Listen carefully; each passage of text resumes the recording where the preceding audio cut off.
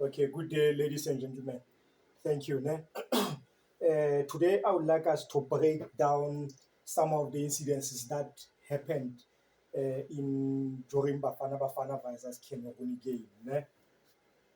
So before I can dwell into the game, I want us to understand that sometimes coaches, when they go to a certain game, they have pre-planned tactics for such a game. And those tactics that they have, they train them in order to automatize them into their players so that they can go and implement them into the game. So that means a coach will have a plan that is going to utilize in the game. So on that plan, there will be two things. There will either be correct implementation or correct application of those pre-planned tactics by the players into the game. A coach comes into the game with pre-planned tactics, pre-planned strategies, pre-planned plan to utilize in the game. And whether it comes successfully or it doesn't come out successfully might be because of the adaptation of the coach into the scenarios and the incidences that the game poses to the coach and his players. Or it might be due to the implementation of those pre-planned tactics into that particular game. So let me just briefly define what do tactics means. The tactics are pre-planned. The tactics are the pre-planned. That means you come with the pre-planned strategies rehearsed to gain advantage over the opponents. Simply that what these tactics are. So now I want us to dwell into the tactics of the Bafana head coach. The Bafana head coach comes into this game like, I'm going to play with a back three. I'm going to use a libero or a padlock. That means I'm going to use three natural defenders. But the guy that will be in between the three natural defenders will be the padlock or will be you might even sometimes call it the register, the libero, the padlock. That is a defensive innovation that was first started in Italy when Italy was flourishing with the best defenders in the world. So they started that tactic whereby you will place a center back in between the two center backs so that he can sometimes jump and play as a six, or so that he can sometimes drop back and play as a padlock. So that is what Bafana was doing in this case. So let's let's go straight into the game.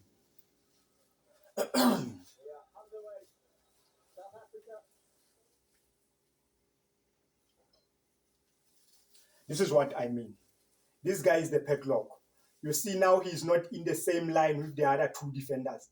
He's dropped a little bit back. Now he becomes the padlock. And this guy has to be the most clever guy because he can sometimes come inside driving the ball to create passes, to create dangerous passes. Or he can sometimes read the game and drop back so that when these two are beaten, he can come as a rescue. That is why he was called padlock in Italy. So that any last ball, sometimes they call him the sweeper, so that any loose ball, he can win any loose ball and clear and defend.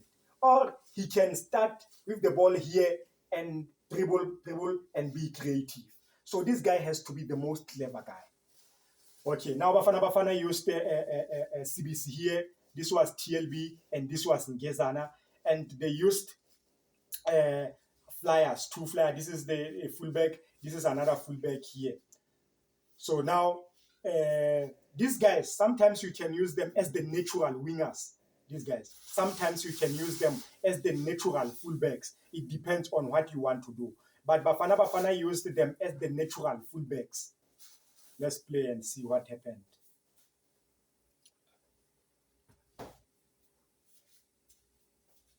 It is still in the first minute of the game. Bafana gets this chance. Now, let's go to the first, to my definition of the tactics. Cameroon was surprised by this because they had to deal with a fullback so high they had to deal with a number 6 so high, they had to deal with a winger so high. So they were surprised by these tactics, because Bafana before playing this game, they only came with one winger, a natural winger, and a fullback, because they were playing the back four. So now, was really Cameroon surprised? Yes, they were surprised, because in the first minute, they gave away a set piece to Bafana. That means they were not able to deal with what Bafana was bringing into the game, because it surprised them. So that simply says Bafana coach got the tactics right to surprise the opponents, to surprise Cameroon. That's why they earned this set piece so early in the game, because Cameroon was not expecting to deal with a natural winger on the wide spaces. It was not supposed to deal with the double winger and the winger and a fullback and a false number 10. They were not prepared. That's why they were surprised. And this could have been a goal so early in the minutes. So early, Bafana could have got a goal. That simply says Cameroon was surprised. They were overwhelmed by the tactics that Bafana were bringing into this game. And could this have worked today to give Bafana a win? Yes. Look at the time. It's still 6 minutes. Where is Relebohile Mofokeng getting the ball? He is a winger, dropping inside to the half space. There is another fullback coming in as a winger. There is a striker. Cameroon was surprised to deal with this situation. Why am I saying? How many players does Cameroon have in their backline? Still 4. How many players was Bafana bringing? It's a winger, and this is a right winger, and still there is a fullback who is advanced. This is a striker, and this is a winger who is dropping into the half space, and still there is a fullback. But Cameroon was surprised, because Cameroon came with a back 4. So you cannot deal with a back 4 when you are attacked by a striker and the wingers who are coming into the channels, and overloaded by the fullbacks who are climbing and coming so high. So they were surprised. This is why Bafana got these numerous chances early in the minutes, when the minutes were still plus or minus 7 minutes. They were overwhelmed. And could this have gained Bafana an advantage? Yes. Bafana could have gained the advantage by surprising Cameroon with the pre-planned, rehearsed tactics into this game. They could have got a goal. They could have got another goal from a Lyle Fossler set piece, that just the header he has done here, that could have been a goal. So the Cameroon was overwhelmed. They were surprised by what Bafana brought in. And could Bafana have gained an advantage by those? Yes, Bafana could have got the advantage by scoring these chances. In the 7 minutes, they already have 3 chances that were clear-cut chances. Yes, so Bafana got the tactics right. It was just a matter of implementation. It was just a matter of application in the field, which needed a little bit of improvement. But the tactics were right. This is the chance that they could have got. But it was not a goal. In the 7th minute, they could have buried this chance. It was a big chance. They could have buried it.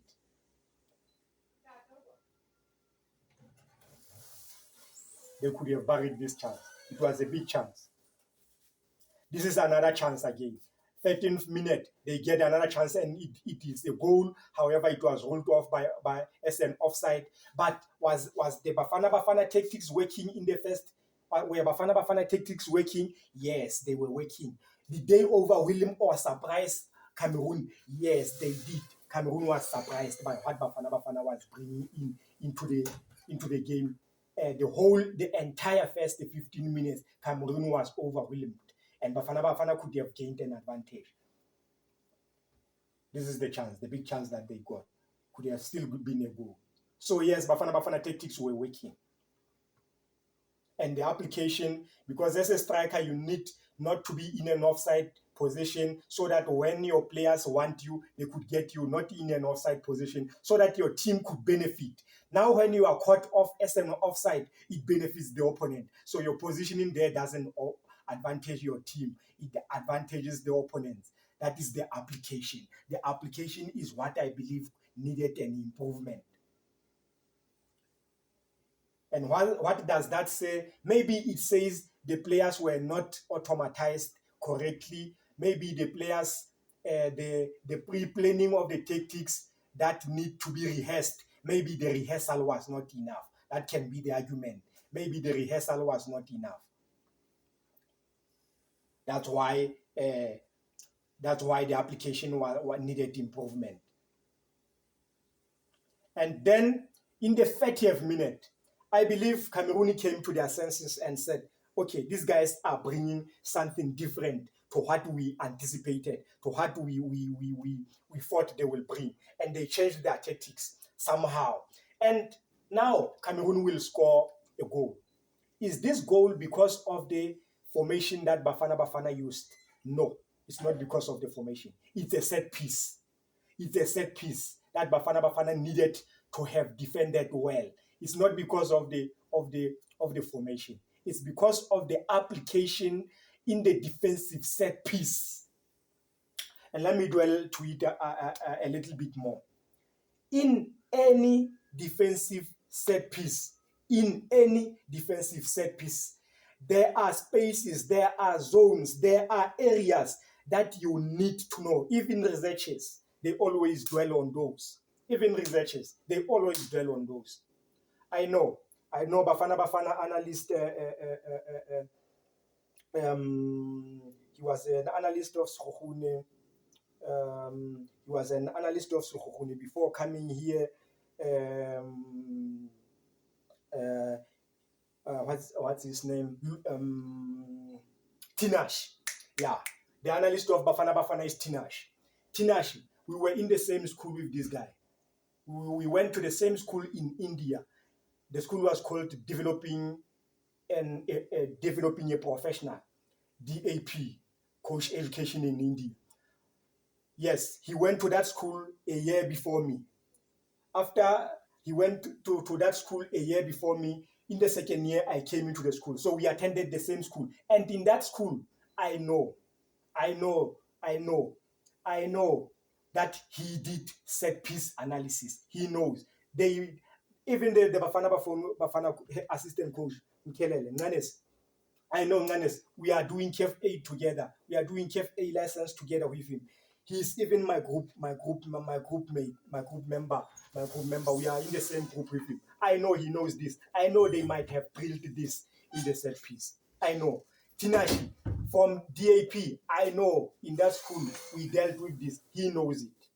Tinashi knows set piece analysis. He did it in DAP. And I know maybe Hugo Bruce has done a UEFA Pro license or something. I know when I was dealing with the UEFA A license in Ireland, I dealt with this set piece analysis in UEFA A license. So if I dealt with this set piece analysis in UEFA A license, definitely Hugo Bruce did this in the Pro license, in the UEFA Pro license. Even Sinetemba Mali is always conducting courses in analysis. He knows they might have dealt with these set pieces. Even researchers always say in defensive set pieces, that is why most people, they will call it a primary school error. It's because you have to have a man ready to defend the near post. No questions asked. You have to have a man dealing with far post area. You have to have a man dealing with the penalty area. It's either you man mark in the penalty area or you zonal mark in the penalty area. So you have to have a man. And above all, researchers are very clear. Any ball, I'm giving you a challenge. Go and watch any football match. Look at the ball that will be a corner and headed here as a clearance. Where will that ball drop? I'm telling you, it's going to drop in this area, the DIAC. It's called the clearance area.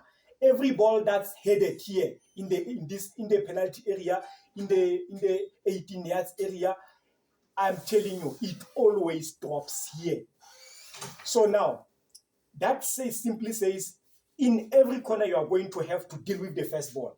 Either that first ball comes to the penalty area, to the near post, or to the far post. Or it will come here in the 18 yards area. And you will have to clear that ball. After clearing that ball as a first ball, it is written in every principle, in every book, in every research that any clear, there have been multiple researches conducted that any clearance falls in this area. Now Bafana doesn't have a man here. Now Bafana doesn't have a man here. That's why I'm saying it's an application. I believe it's an application because, like I said, Sinetemba Mali is always conducting analysis courses. He knows. They should have briefed about these incidences. Tinashi, my brother, we went to the same school with him. We were even being taught about the set pieces that Atletico Madrid was playing. There were a lot of set piece analysis that were done in that. Yes, it's true. I went to Barcelona to further my set piece analysis, but I know from DAP it was done that the clearance area, you need to always plug a man here. Let's watch the set piece. If the long ball, there is the ball. They head it. Who is heading the ball? Bafana is heading the ball. And which spaces are clear? Look at here. This guy is alone, far post. Who is the player supposed to mark him? Ball watching. He's forgotten. He doesn't see what this guy is doing. In this set piece, there are, yes, Bafana wins the set piece in the near post. And they clear the ball. Where do you anticipate that the first ball, the first phase, this is Bafana was able to deal and defend the first phase of the set piece. Where do you anticipate that the first ball is going to drop? In the D-arc. Now, was Bafana ready to deal with the second phase? How many players do Bafana have in this set piece? 1, 2, 3, 4, 5, 6, 7, 8 players in the box. Where are the rest 2? Amongst those rest 2 who are remaining, why don't you plug another one here and then plug the other one in advanced position so that you can find him? And still, you do not have a man here. Your man at the far post is ball watching. Bafana clears the ball. Where is that ball going to drop? Header. Where is the ball dropping? In the clearance area. In the D-arc. In the clearance area, the D-arc. Every researcher is very clear about this area. Now let's look at this. When the ball here doesn't have any Bafana guy, it's got a Cameroonian. What about the far post? The far post is still also free of marking. And Bafana players are clumping here, are gathering here. And what does that say? You are always going to impede the vision of the goalkeeper. If this ball will come through here, the goalkeeper's vision is impeded by this guy's clouding here. This guy takes a shot in the clearance area. Let's see what happens. Look at what I'm saying. Look at the clumping. Look at the gathering of the Bafana players. All of them in one place. Nobody to deal with the second ball or the second phase of play. Nobody ready to deal with the clearance zone. Nobody yet again is ready to deal with the far post. Then this guy takes a shot.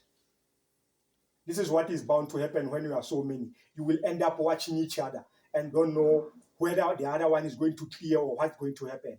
And where does the ball, as the second ball, as the rebound goes to? It goes to a free man at the far post. The guy who was marking this guy initially doesn't know where this guy is. He's watching the ball. So it's an easy goal. It's a primary mistake goal. Can we say that this was the result of a formation? No.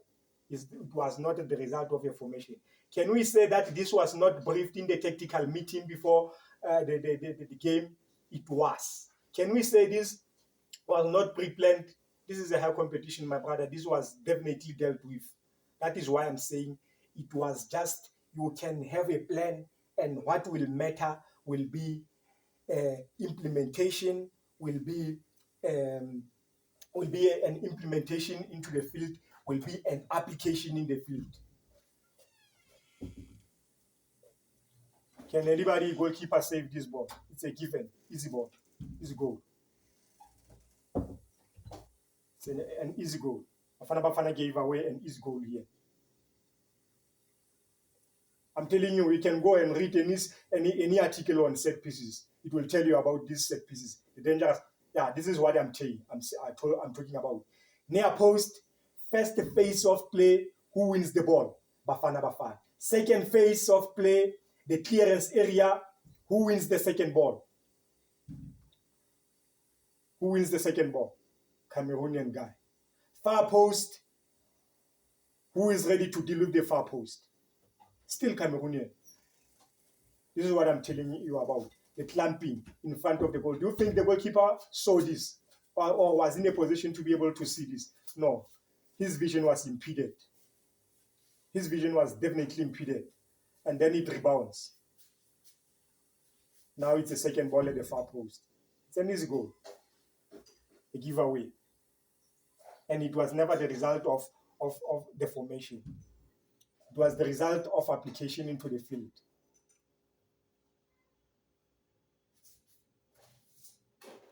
And like I said, I counted for you.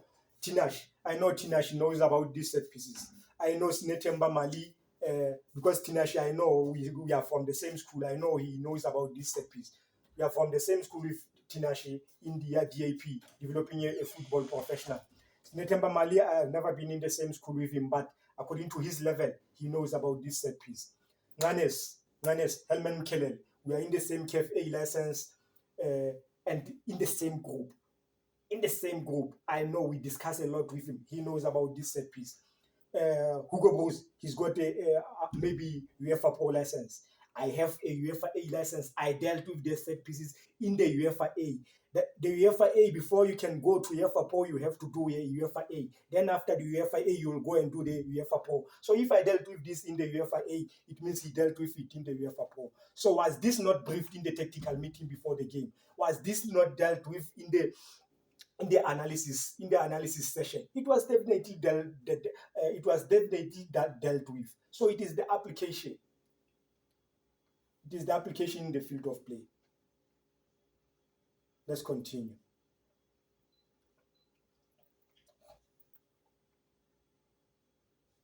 The game goes on. One goal conceded. Okay, it was half time.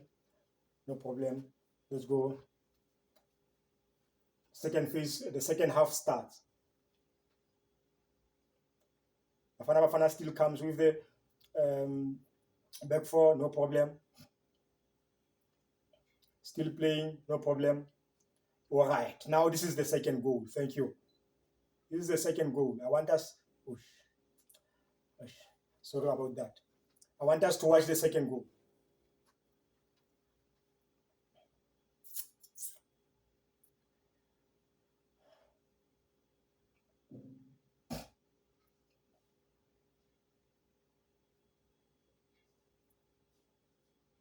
Yeah. The second goal also starts as a corner. Who wins the first ball? Still again, Bafana. They win a clearance. Where does it drop? I told you about any set piece that's been played. Bafana, just let me take it back again so that you can see that this set piece dropped in the clearance area.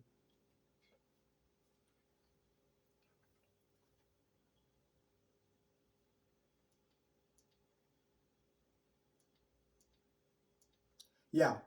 This ball is going to be headed by Bafana in the first phase of play. Bafana will win the clearance ball. I said Diak is here. The space here in front of the 18 yards. Any set piece that's been defended, every research that you will read when it talks about set pieces, it will tell you any clearance will fall in this area. You need to have a man here. So now, yes, it was good. Bafana has a player here. Very good. Now for length from the first 1, 2, 3, 4, 5, 6, 7. Bafana still has 7, but now they brought 2 more to deal with the 18 with the clearance ball. Where does it fall? It falls here in the clearance area. Now who gets that ball? Bafana player. That's what I told you about. Bafana player ready again to win the second ball in the clearance area. Let's look what happens. He plays it back. Good. They clear the ball. However, when they clear the ball, it was not an accurate ball. Cameroon wins it. Now it goes to Bafana again. Again, it goes against Bafana. Now I want us to learn this. So now this is a transition. Now it becomes transition. Why do I say transition? It's transition because how many players do Bafana still have in their back in their formation? 1, 2, 3. Only 3 centre backs. When Bafana was defending, how many players did they anticipate to have? 5 plus 1, 3 plus 1, 3 plus 2. So now, in this case, why I say it's a transition, it's because this guy is not in a good defensive position. This guy is not in a good defensive formation. So counter-attack or transition only happens when you are caught with all your players not in good defensive positions. So now Bafana is caught in a transition moment because 2 of Bafana players are caught not in good defensive formation, because initially Bafana was supposed to be defending with 1, 2, 3, 4, 5 according to the formation. So 2 players are out of the good defensive formation. So it's a counter-attack. All right, now let's go. Here is Mbogas. Here is Sibis. Here is Geza. Men marking this guy. Gezana men marking this guy. What did I say about when I started this video? I told you about this guy, that he has to have a very clear and vigilant vision and ball reading and game reading. Because this guy in Gezana is marking. This guy has to say, if Gezana fails to deal with the first phase, I will successfully deal with the second phase because I'm giving him cover. This guy is man marking. He has to deal with the Gezana is man marking, the striker. He has to deal with the first phase of man marking. CBC is here. He has to deal with the second phase of the ball. That means if Gezana fails to deal with this situation, CBC as a libero, as a padlock, yes, as a padlock, he has to say, if anything fails, I'm the padlock. I will lock anything. So now let's go and see what will happen. Oh no, CBC is here. Oh,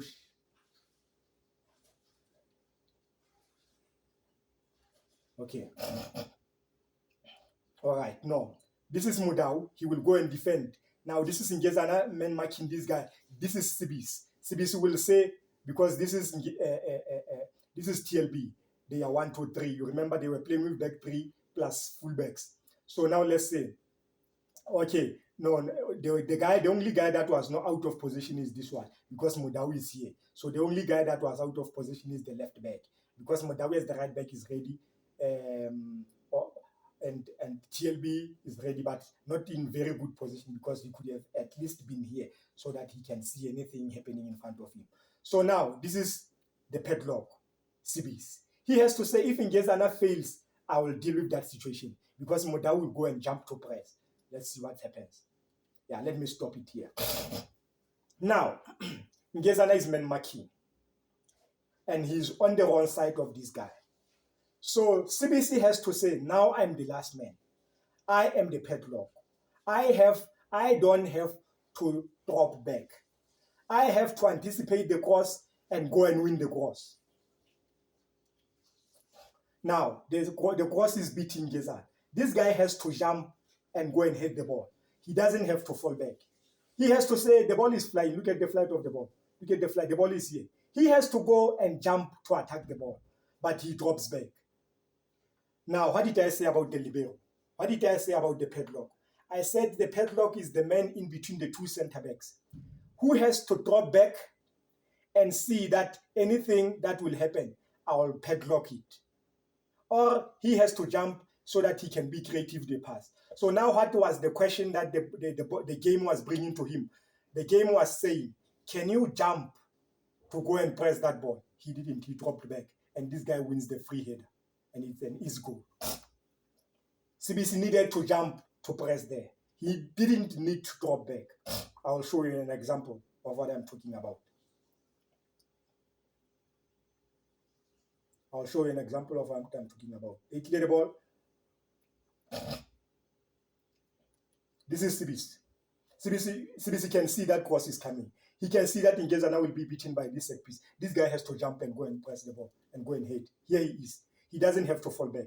He has to go and attack the ball. Yes, that's what we say. He has to attack the ball. He has to jump and attack the ball. He's the padlock. He sees the ball. He has to jump. And if he jumps on time, he will not commit a foul. But if he jumps late, he will be. It can be a penalty. But if he jumps early and tries to head the ball, this guy will impede him. And if any, the referee has to to to come in, he will save him. But if he comes late, the referee will save this guy. There is the ball. CBC could have jumped there to attack the ball, but he doesn't. Let me show you the example of this goal. Let me show you the example of this goal, what I'm talking about. Let me show you the example of this goal.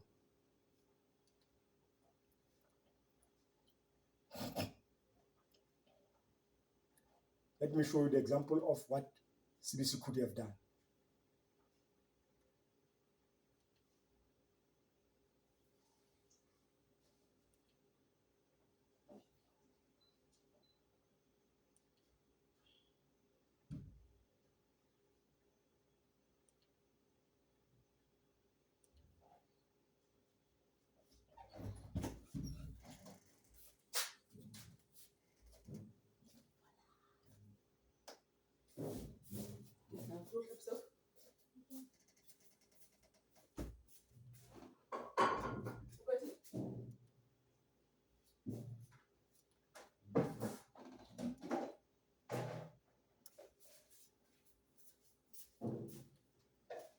This is the example. I told you that the padlock was used by Italy. I told you that the padlock was first dealt by Italy. And this is Banucci from Italy.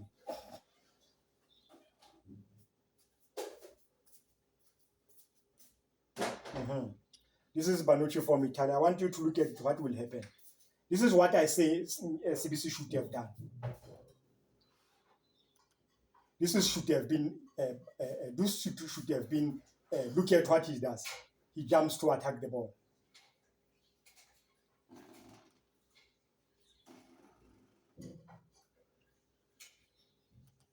He will jump to attack it. When this guy is dropping, this was Ngezana dropping, and CBC should have gone to attack the ball. He should have done exactly this and attacked the ball.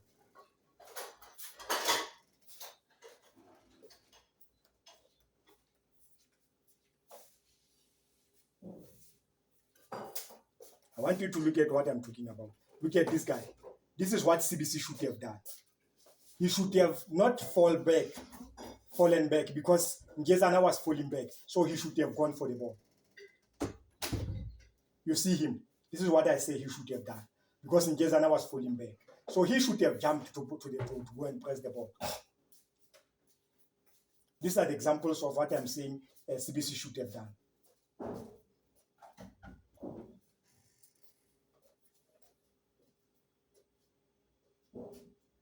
Look at this guy. Look at it. Let me pause it right here.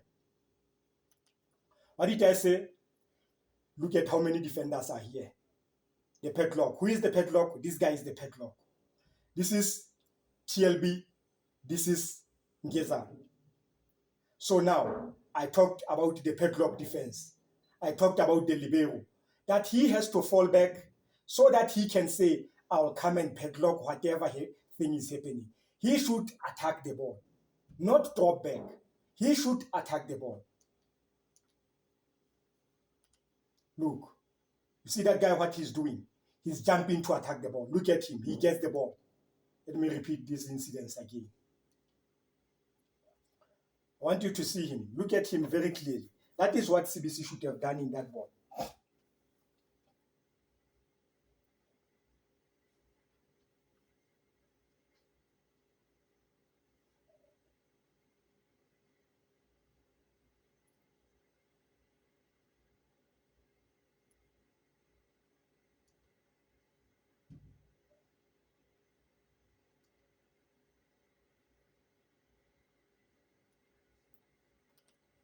This is exactly, watch this guy. This is what I say CBC should have done. This is what I say CBC should have done. He should look at the jumping power that guy has generated. Look at the jumping power that guy has generated. Because he's not falling back, he's attacking the ball. Well, even if CBC is so short, but if he could have gone for the ball and not dropped back, he could have won the ball. Even if he could have dropped back, he could have won the ball and generated enough jumping power. but he was falling back. So he was not ready in any situation to deal with that ball because he was falling back. Because he was falling back. Let me go back again to that game.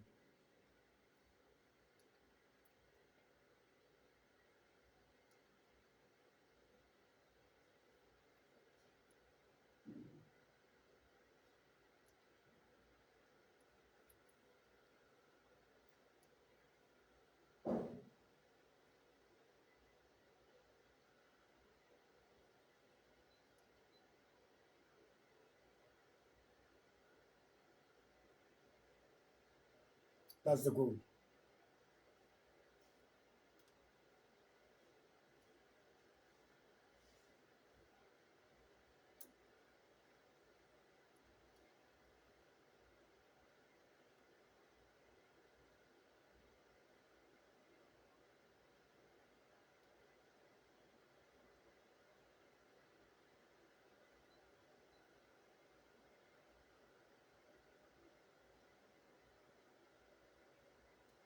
Sorry about that.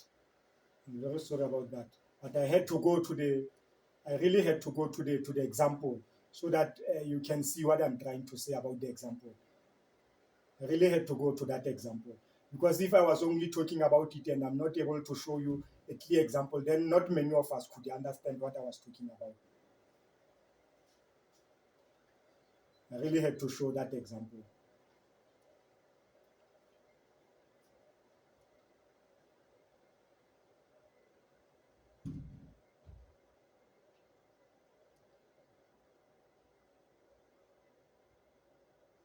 There's just one thing that I want us to discuss and then we'll stop the video. Okay, one more thing that I want us to discuss. Maybe we can give this guy, because of his height, he was believing that because Ngezana has got height, then maybe he was going to be able to deal with this situation. Then you see now where the height advantage comes. Let's change the profiles. Let's take this guy and put him here. And let's take this guy and put him here. Do you think if this guy was here, could he not have gone and challenged for the ball? He could have gone there. Then that goes to the profiling of this game. That goes to the application that I was talking about. The application, what might hamper or hinder the application into the field? If you come with the tactics, if your coach comes with the tactics pre-planned and pre-rehearsed, what might hinder those? It might be the profiling of the players. Let's suppose Ngezana was in this situation, one is in this position, and CBC was in this position. Or maybe it was another guy with some good height or some competitive height with this guy. Do you think that guy was not going to be brave enough to go and jump? He could have done it. So it goes to my argument that yes, the coach got the tactics right. It was very right. The coaches got the tactics very right. However, I believe that the tactics somehow were hampered or were hindered by the application into the field. And what might hamper or hinder the pre-planned and pre-rehearsed tactics to be applied effectively into the pitch? It might be the profiling of the players. So the profile here was somehow debatable. That's why this was a goal. The profiling here was somehow debatable because if the height was correct, that guy was going to be brave enough to go and jump and get the ball. Let's see. You will see when this guy hits the ball, this guy is still not doing anything. And you will see, let me play it. Look at the jumping power of this guy. Look where Sibis is. His head is parallel to the waist of this guy. His head is parallel to the waist of this guy. That's where I say, if he had jumped in advance, if he had jumped before this guy, he was going to impede this guy from gaining jumping power. But if he could have gone here late, he was going to give away a penalty. So that's why he was scared. That's why he has doubt. That's why he has doubt. Should I go or should I stay? But then staying was helpless. Even when he was jumping, you can see he was not competing for the ball. It was because of height. Thank you. I think I've broken it enough for everybody to understand. Thank you very much.